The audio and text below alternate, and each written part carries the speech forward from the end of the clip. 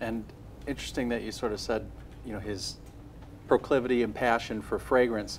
Just to give them context, when he was growing up in Russia, how many fragrances were available for men and how many were available for women? It was the same pretty much when I was growing up, although, you know, Lev left Russia with his mother when he was 11, and they left in like early 70s, but there was only 2 fragrances in Russia, and they were called Red Moscow.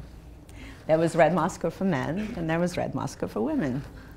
And it probably the closest thing to, you know, a burning oil you'd ever probably smell. It's horrible.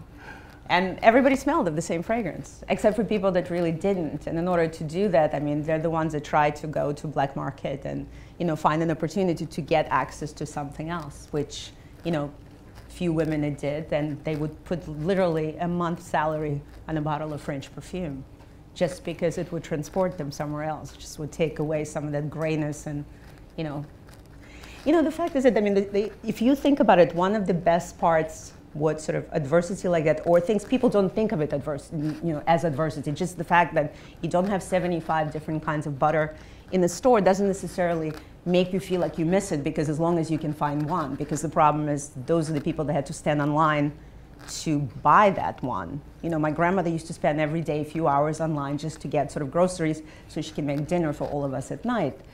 But, you know, it's part of sort of the circumstances, excuse me, and the way you live.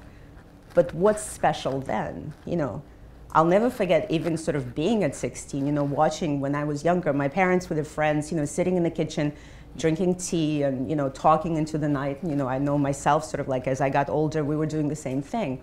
And I'm sure you look, you know, at your life and sort of some of the special moments that you think about are the ones where you actually connect to other people. And it's not about sort of like where you were. You might not even remember where you were. You just remember that feeling, you know, that energy, the connection, where like you weren't just alone with the phone or with, you know, any kind of other way, but you were sort of in a group and you actually had a great conversation. How often do we have that?